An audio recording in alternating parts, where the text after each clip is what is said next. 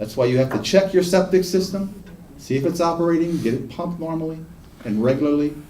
And there is a pamphlet you can get from Michigan State University Extension that tells you all about your septic system. Costs you $1. I just ordered one, a new one, the up-to-date one, and it came in about 4 or 5 days. This is where you have to educate yourself. And your lake associations are there to help you in doing that and making sure that our waters are clean. Thank you.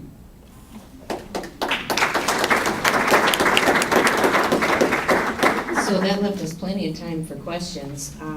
Before we get to that, some of the questions might be about what you can do. So I'm just going to really quickly go over some of the possible things that you could do if you're so compelled.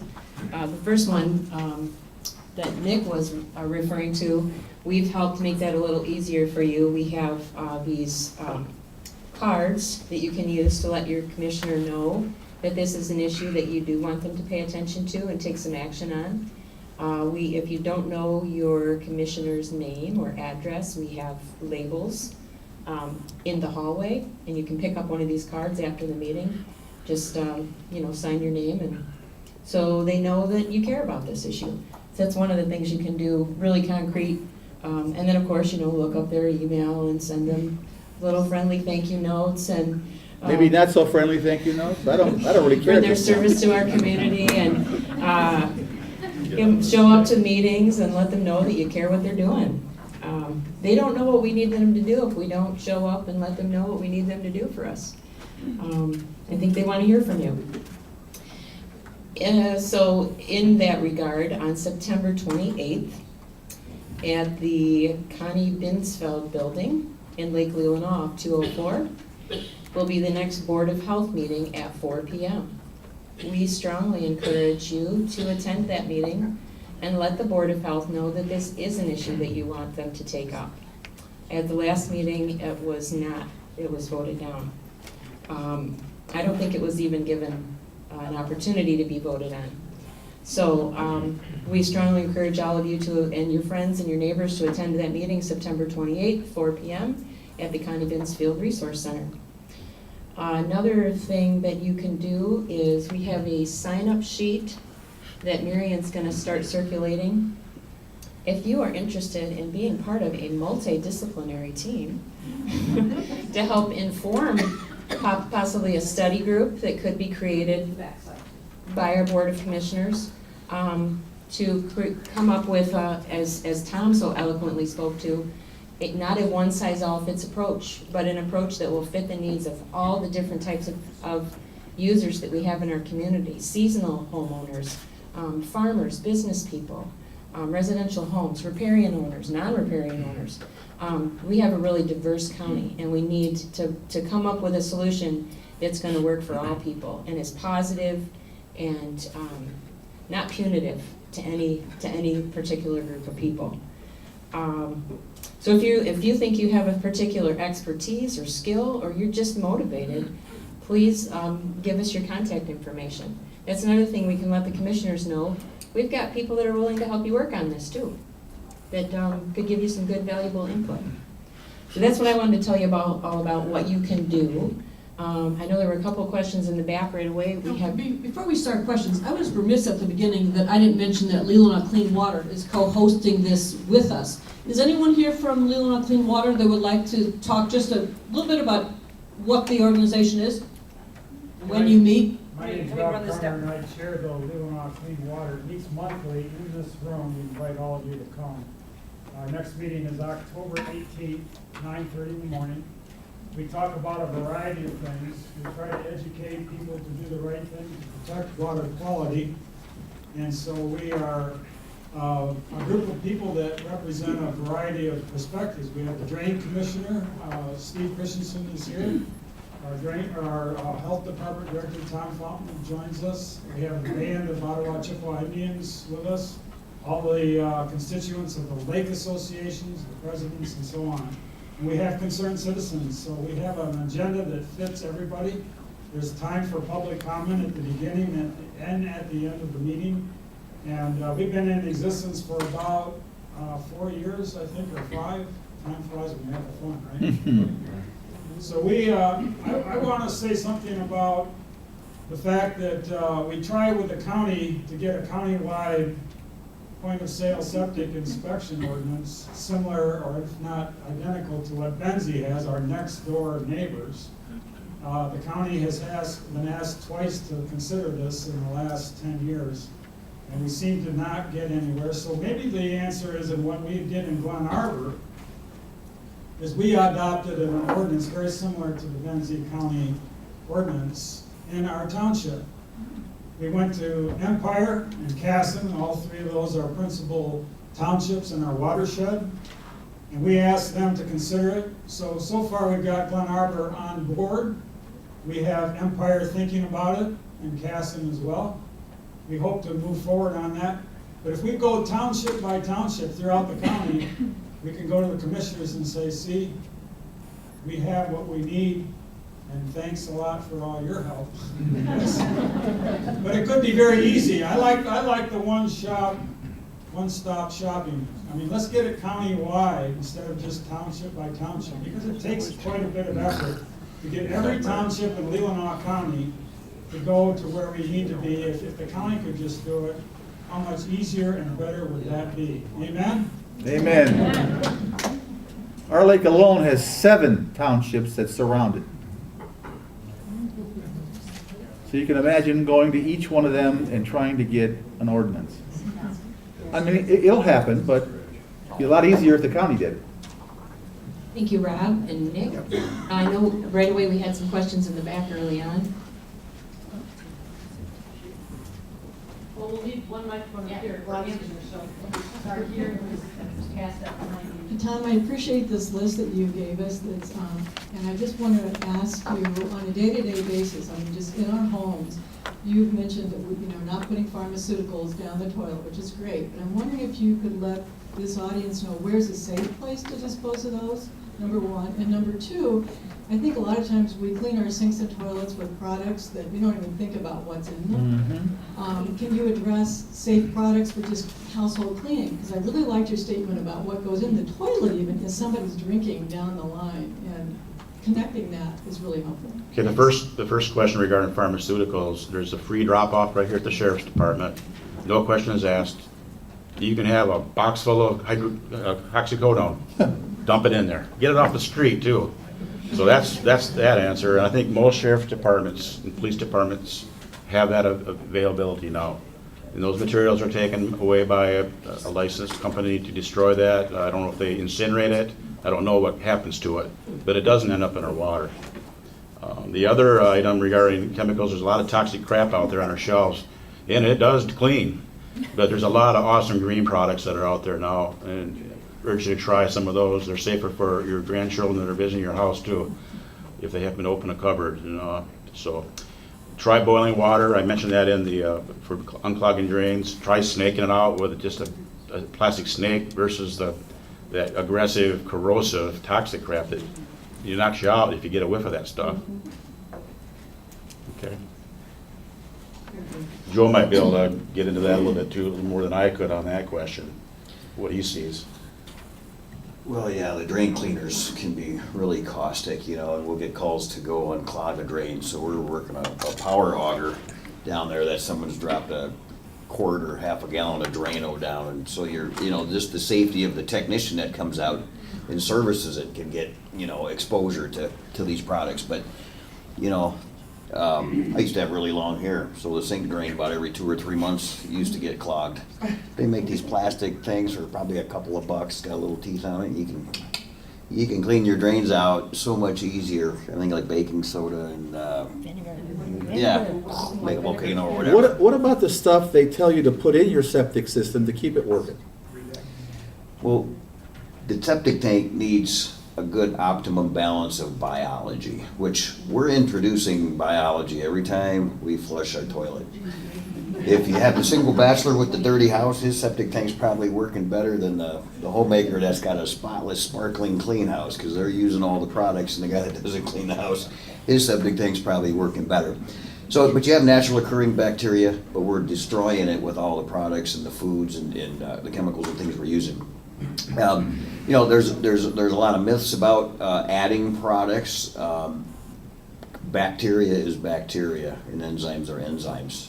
And you don't want to be using something that's just going to displace something like a chemical that's just going to break up grease and move it down the line and clog up something. But many cases where you have a normal functioning, good working septic system, they say if you get your septic tank pumped or you got a brand new one, the best way to activate it is get a couple 100 gallons from the neighbor's tank, put it in there. You got natural bacteria already started. But there are products that, you know, we do recommend sometimes using bacteria in situations where there's high volume uses, and but a majority of the systems are fine just operating on their own. They just need to be maintained. Okay. I just wanted to thank all of you for your presentation, and I've had about 15 years experience on this topic. Without going into it, I want to certainly thank the Board of Health and the Health Department over the years for talking about the issue. And in this county, it's terribly important that we get our commissioners to address the issue. Tom has worked tirelessly to educate the public, and I think we've waited way too long. We have a fine regulation that was written 15 years ago, but was rejected. And point of sale is only one part of that. So good luck, and all of us should really get on board. Thank you. There's one back here, and then I'll work my way back up. One thought and then a question is that if we all go home and contact our commissioners, that's good for this week, but you need to be a mosquito. You need to contact them every week right. or more often, and tell your friends to do the same. My one question is, I know of a 30-year septic drain field that has a large tree in the middle of it. What's the effect of having plant life on top of your septic field? The number one reason for failures, at least up our way, are tree roots. We have a lot of trees, and we have a lot of septic systems that are in close proximity to the trees. That's just going to happen. We don't want to cut our trees down. Kind of watch out what kind of species you plant in your tree. Avoid black locust, poplar, willow. Those all have aggressive root systems that are looking for any drop of water they can find. But maples and oaks will invade a drain field as well. But we don't encourage trees nearby as you're planting in landscaping. Avoid deep-rooted shrubs. Keep the area mowed, keep it sunny. Don't irrigate it if you can help it. But the main thing is knowing where it's at and keeping the area cut down if it is near a wood line. Once the tree roots get into the pipes, your drain field is shot. When we see a failed system because of roots, the stone looks like brand new. There's no water, there's no biomat, there's nothing that would have typically caused a failure except for the roots in the pipe holes. Would it cause a backup in the system? How would you know? Yes. if it's still- Well, it can, you know, it's amazing, sometimes because we do a lot of inspections at time of transfer, we'll go to a home and there's the drain field, and there's about a 3 or 4 year old tree growing, where somebody planted it there intentionally. They had no idea that's where the drain field was. And if it's small, we're like, hey, you know, you can probably still move it. But we'll see systems where, you know, today we have, like near the lake, where you're pumping up 100, 200, 300, sometimes 1,000 feet from the road up to an area where you have high and dry land. And it's all cleared with an excavator and the field gets put in. Well, 15 years later, it's forgotten, and you go there. And we had a condo unit up by Timberley that 40 years earlier, they put in the drain field, 100 by 100 to service, I think there's like 33 units. There was trees of 24-inch diameter growing up. And one tipped over, and when it tipped over, sewage leaked up, and it, you know, it forced them to upgrade. But had they maintained that, they'd probably still be functioning with that system. But so those roots will just root bound and plug, and then it just reduces your percolation because the effluent can't spread out. We're still working questions back here, 2 back here, and then I'll work my way up. Okay. Yeah, I just, and anybody on the panel can answer this, but Joe, it's mostly directed toward you. If you inspect 10 septic or are there to service 10 septic properties, what, do you have a feel for the failure rate out of, is it 1 out of 10, is it 2 out of 10? Is that too aggressive? Can you give us an idea of what the percentage is of failures? Well, yeah, I can speak to that. 20 or 30 years ago, it used to be a lot higher rate because, like I said, a lot of the systems from the 50s and 60s were small and metal tanks and dry wells. A lot of stuff has been cleaned up. And they're, like Long Lake Township has an ordinance, and they have specific conclusions, 1 through 5. And one of the biggest things we see is, you know, a system was installed for a 3-bedroom home, 1,200-gallon septic tank, 750 square feet. But now that home is a 5-bedroom home and it has a garbage disposal. So so it's kind of a technical failure. The system's still functioning hydraulically, but it's getting an overload. If it's being used, the house is being used.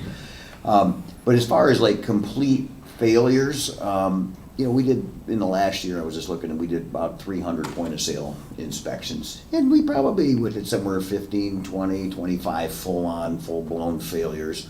And I would bet you another 15, 20, or 30% we'll see with, the garbage disposals added, or the system's not really compliant with what code is, and even what code was at the time of the installation. I'll add to that. And as far as our ordinance in Benzie, the same phenomena. Back in the early 90s, there was a large amount of failures that we were encountering. We got those corrected. Now they're selling again, and now we have good records on those. But people have built swimming pools over top of their drain fields. The trees have come in. So now we're educating the seller, which is too late, but we're educating the buyer with a report saying, this is what you have and this is what you need to do to keep what you have working. We see a lot of homes that have added bedrooms. That's really common. So the system is automatically undersized when that happens. The systems are designed to handle so many gallons of water per day based on your soils. As soon as you start adding more people, that's more water. The septic water in the tank doesn't get treated properly. It's flushed and pushed out too quickly. That biology process needs to happen over time. It takes a few days for that water to be in that tank, not 24 hours or 12 hours. You have a house full of company on 4th of July. The water you flush down the drain in the morning is out in the drain field that next day. So no treatment took place there. So those are things that can happen that we can identify through our point of sale. I see buildings and sheds built over drain fields, decks, swimming pools, horses, cows. I mean, it's all over the board out there what people have done to where their drain field is. And we can identify that through a point of sale. My question is, the 2 biologists, Rob Carner at Glen Lake and the other biologist is at Lake Leelanau? Wayne Swallow, yes. Okay. I would like to know if they are able to tell when the septic system, if a septic system has failed through their testing, and if there is a procedure in place for them to report that information to the health department, to let those people know that they have a suspicious septic tank. Usually that's not part of their purview. They're doing quality, water clarity, things of that sort. However, Glen Lake and Lake Leelanau have done a drone study of the complete shoreline of their lakes. And that's going to show us an amazing amount of information. In fact, Rob said he can tell you what size motor the person's got in the back of his pontoon boat. That's how clear these pictures are of these waterfronts. Go ahead, speak to that. Well, Rob? The old technology was that we walked the shoreline and we did what was called a cladophora survey. And if we saw a lot of algae growing on the shoreline and we looked at a very green, lush lawn in front, it was either fertilization or maybe it was septic release. But we would interview the people after the survey and say, we think you might have a problem, you may not. So that was one screening process. But what's on the cusp for us looking forward is a brand new technology called quantitative polymerase chain reaction, or QPCR. And this allows us to have a brand new tool in addition to the drone technology. And this is going to allow us to go to a waterfront and sample the water and find out if the presence of any of the human versions of the intestinal bacteria are in the water. And if it is, to what degree? In other words, the word quantitative. So we may be able to go to a shoreline here in the very near future with very inexpensive technology and a brand new approach to finding out if somebody is quote unquote stinking up the water. And I think the most basic test, if you want to know you're polluting your water in front of your shoreline, take a cup of water in your hand and smell it. That's a good way to determine whether if it smells any hint of sewage, then you probably are leaking water into your lake or river or stream. And I also know that there are dogs trained to smell sewage.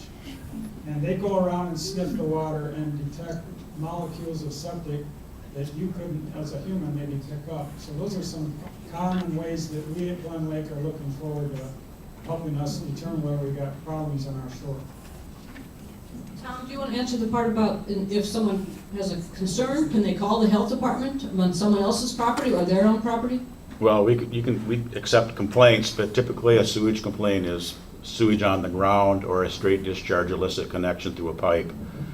You got to remember that septic systems work two ways. They work hydraulically, which means the water goes away. I don't need to work, it just went away. And then they work environmentally. We have a lot of septic systems that are working hydraulically. They've been that way perfect for years. Never had to pump the tank. How often do you hear that, Joe? Oh, yeah, every once in a while. That's Never had to pump It's the an tank. exception to the rule, but it's, You're just not advertising enough. But they have to work environmentally to do the job. So if the septic system is down in the groundwater, it's not working. That's a failed system. To see that though with your eyes or your nose, probably not going to be that easy. So that's why the inspections are so important, because we can identify the relationship of where that septic system is in relationship to surface water, groundwater, your drinking water well. Those are the kinds of things that we can determine and get upgraded to a point of sale. When we have our septic tank service pumped, is it checked at that time? Does that, when you have it pumped, is it checked? well, there's levels of service. Most people, when we come to do a septic pumping, I mean, we're inspecting the tank itself because we have the tank open. The very critical component is the outlet baffle that's inside the tank that keeps the solid material in the tank where the effluent goes up and out. So that's kind of a critical component. You know, the inlet line, we're checking for roots. You know, the structural integrity of that portion. If people are home, we'll have them run water to get a good idea of what the flow is. And you know, and we comb the yard, but it's not a thorough, full-on septic inspection for each pump out. We gladly welcome the extra work if someone wants to have us spend an extra half an hour, maybe to an hour on site to do that. That's available, but it's not like a standard part of a septic pumping procedure. And what is the average cost for a standard inspection? For standard inspection, you know, depending on the size of the system and location where we're going, it can run anywhere from $175 to $300. One of the things that we do though is we're finding mechanical failure most of the time. You know, the effluent leaving, if it's getting into the lake, I'm not a biologist, so I don't know the extent. We're sizing systems and we're putting enough 4-foot isolation distance that we feel comfortable that if the effluent's making it to the soil, it's gonna get cleaned up. But the old dry well's operating in a saturated state, it's saturated all the way to the water sometimes. But what we do is we identify things that are very preventative. Example, I went to a gentleman's house, this was a few years ago. We opened his tank and he had a steady trickle of water coming into the septic tank from the house. And he's like, well, I haven't been home for 2 days. But his son stayed and we spent some time in the lower level, living in the basement. Toilet flapper was leaking and it was a steady stream of water. And so we put a container under there and we figured it was about 35 gallons of water a day. Going into that system, guy never had a clue. Had he not had it checked out, that would have continued and continued and continued and continued. And I had a rental house in Traverse City one time on Barlow Street, and I got the sewer bill was $347. I remember it right to the exact penny when it was normally $32. And I met the city guy down there and he goes, 45,000 gallons of water went through your house last month, Joe. And I'm like, are you kidding me? Knocked on the door. There was a hole in the flapper in the toilet that was about the size of a garden hose. That thing was putting over 1,000 gallons of water a day.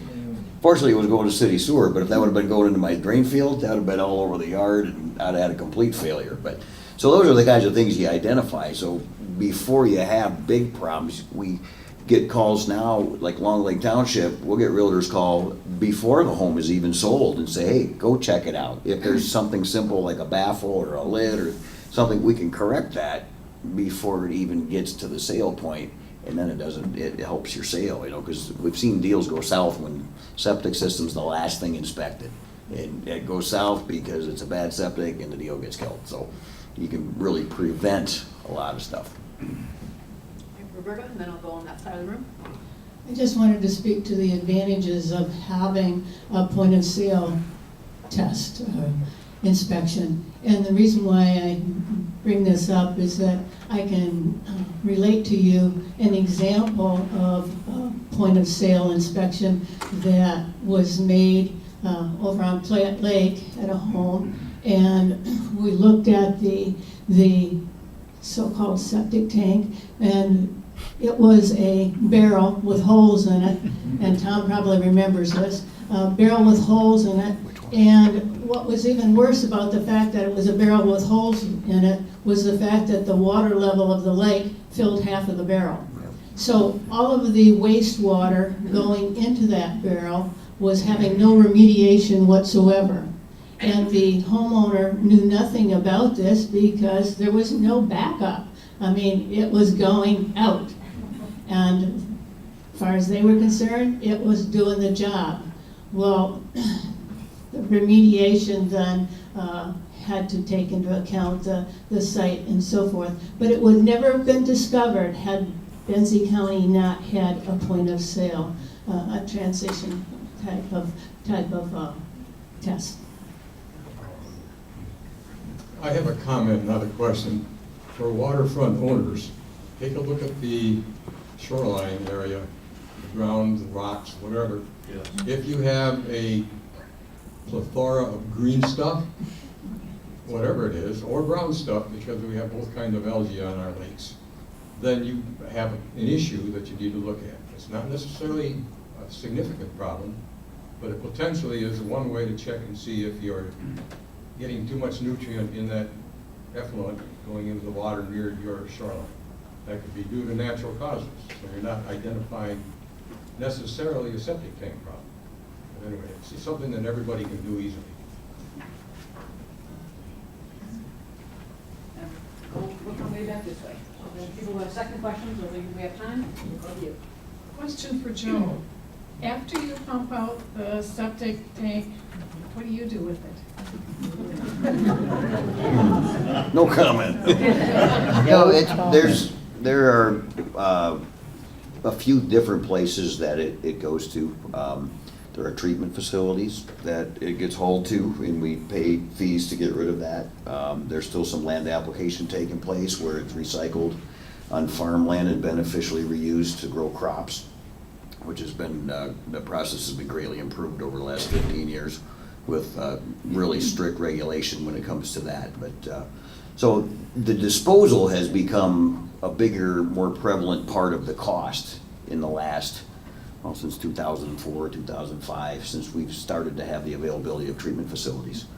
And so people ask, you know, what does it really actually cost? And, you know, in Leelanau County, a 3-bedroom home, you know, typically is gonna start around $300 to $350, and people go, wow, that's a lot of money. I said, well, if you do that every 3 years, say it's $360. That's $10 a month. What other service do you have that you pay for that's $10 a month? How much is your cell phone? What do you pay for cable TV? What do you pay for internet, electricity, heat, car payment, insurance, food? I mean, put your whole list of everything we spend, $10 a month. That's pretty simple maintenance. So. Yes? I had a question about the copper sulfate. When I bought my property about 4 years ago, the septic field was covered with about 12 to 15 foot young trees that had grown up over it. So of course I was told to cut them down, which I did, and then I was told to put copper sulfate down the system about once a month to try to make sure that the roots were killed off, so that they wouldn't get into the system. Now I'm concerned about that. You know, we haven't used copper sulfate real often in septic systems. You know, we find a lot of roots in sewer lines, and if you're mixing something with water and it's going down the line, roots typically grow above the water line in a septic tank or above. So it's hard to get copper sulfate to be in a line or in a tank. They make these foaming root killer products that can be used as well. So we don't have a lot of experience applying it. We do get where the septic tank